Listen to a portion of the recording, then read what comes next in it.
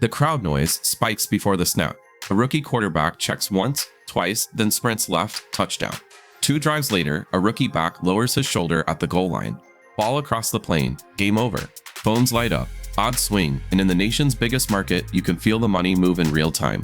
That was the moment it clicked. New York wasn't waiting on stars anymore. 2 rookies had arrived, and the city was already recalculating.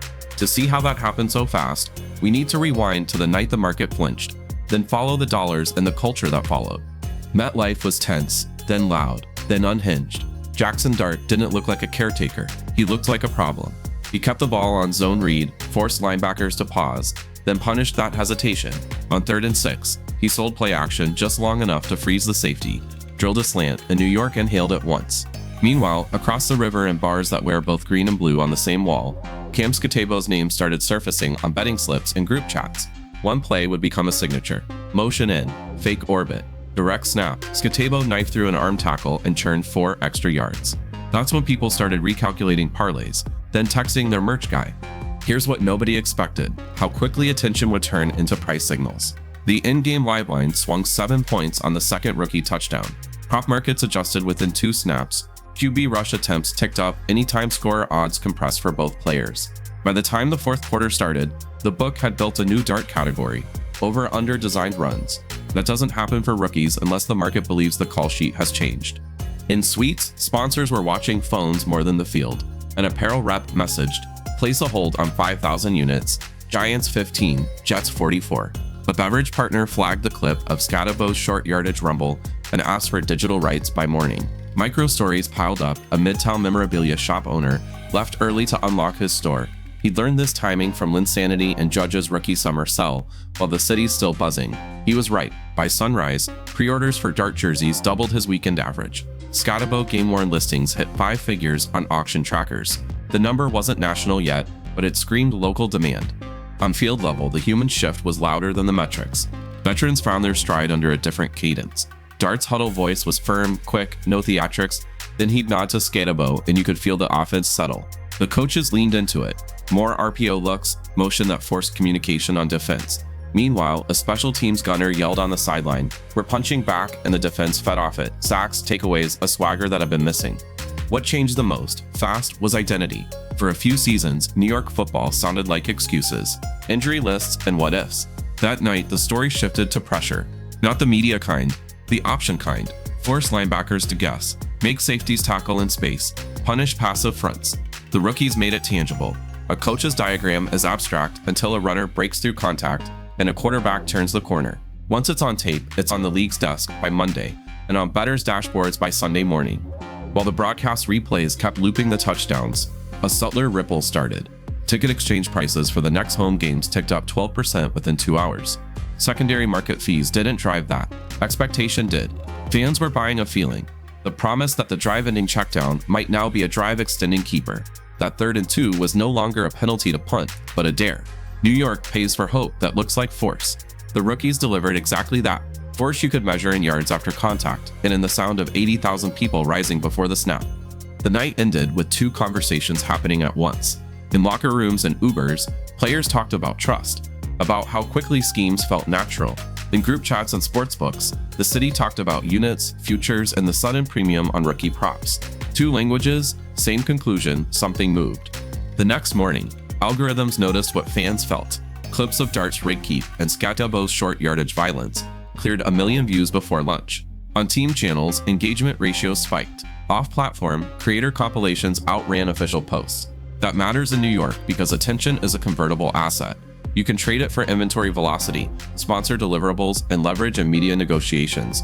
And in this market, velocity is everything. Merchandise managers pushed emergency reorders. Giants retail asked for more Dart in men's, women's, and youth cuts. Jets-facing retailers flagged a rush on number 44, even though national lists still leaned toward established stars. Collectors moved faster. A Midtown auction house called the team's authenticity office twice before noon, angling for verification on a Scatebo jersey. The bid floor jumped by the hour. Urgency sells, scarcity closes. Meanwhile, sportsbooks tuned their product pages. New prop tiles appeared, rushing yards for a rookie QB, combo yards for a rookie back, paired with boosted parlays that stitched both sides of the river into one bet. That cross-market bundle is uniquely New York. When 2 rookies own the same weekly conversation, Betting becomes a shared story, not separate games. Handle follows narrative. Media split their screens. Morning shows ran the plays. Afternoon shows debated sustainability. The smartest producers didn't choose. They built contrast.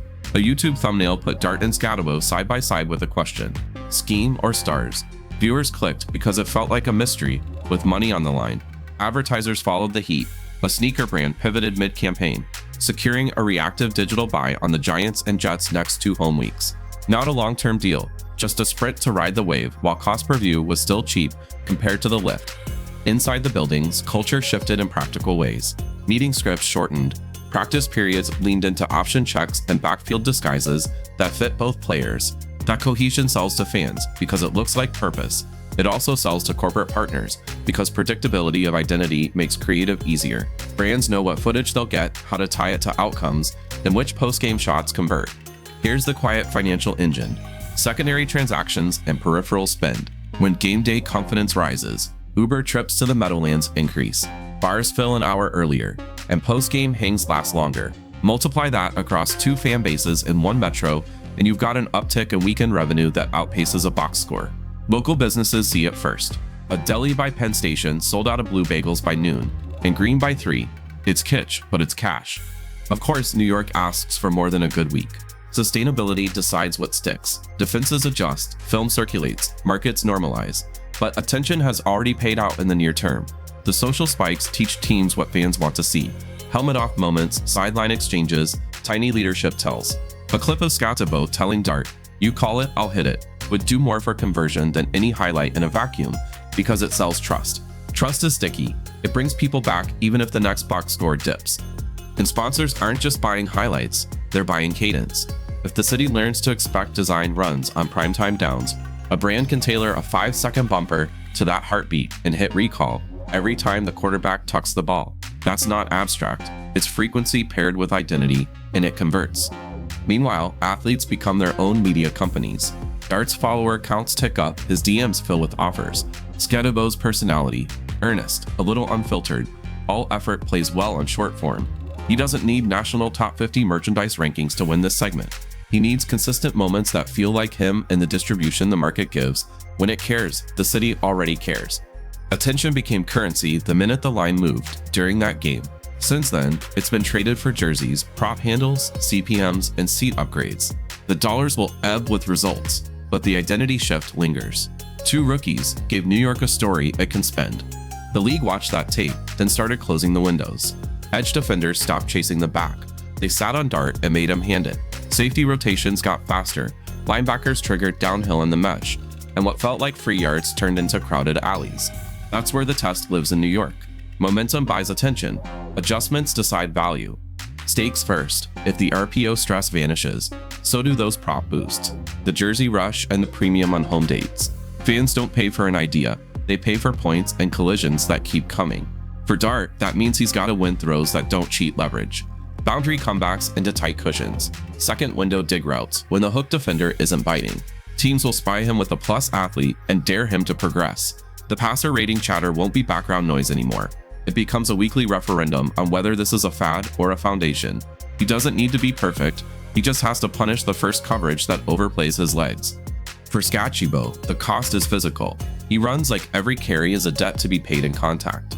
Over 17 games, that math turns brutal. Defenses will bait the Giants into lightbox runs, then replace late with safeties who tackle like linebackers. The hits add up. Durability isn't a headline until it is, and then the entire economic story shifts. If he's off the field, the identity tilts. The playbook narrows and the market cools. The staff's job is to change the terms: touch distribution, workload packaging, and placement. Give him early down gap schemes that let him square his pads, then steal breathers with motion touches and screen usage that punish over pursuit without asking for another head-on collision. Meanwhile, coordinators will hunt tells.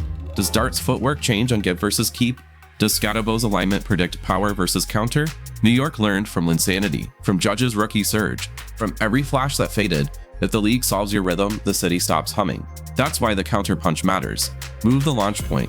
Dress the same run with 2 new tags. Show the same backfield action, then throw the tight end leak once a quarter and make it expensive to guess. Here's the upside of pressure. Solving it pays twice. It wins drives and it hardens culture. The defense practices against it every day. Their pursuit angles sharpen, their tackling gets meaner, and that travels in December. If the offense stacks solutions, more quick game on early downs, tempo to freeze substitution, a handful of constraint plays that flip field position, then the financials hold. Tickets stay hot, CPMs stay tolerable. Sponsors stick because the cadence is dependable. But if the answers stall, New York has a fast trigger. The same algorithms that minted 1 million views will move on by Tuesday. The story becomes regression, and the market follows. That's why football in this city solves everything or breaks it. The ball either keeps moving or everything else stops. Schemes don't hold if the room doesn't. Inside the huddle, Dart's voice is clipped, decisive, he wastes 0 syllables. That steadiness sells belief on third and loud. He's young, but he doesn't ask for permission. He takes responsibility. Skydable brings the friction that turns belief into force.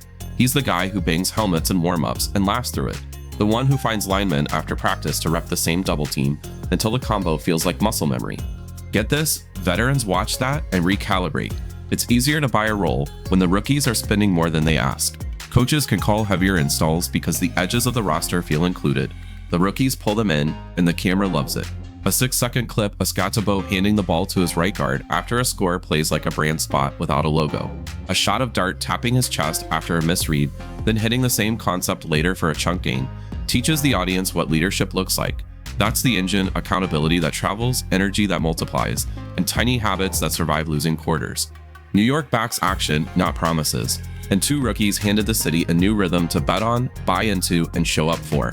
If you want the next chapter, the counter punches, the market swings, the moments that test this identity, hit subscribe and watch the follow-up on how defenses are rewriting their plans. Don't miss it.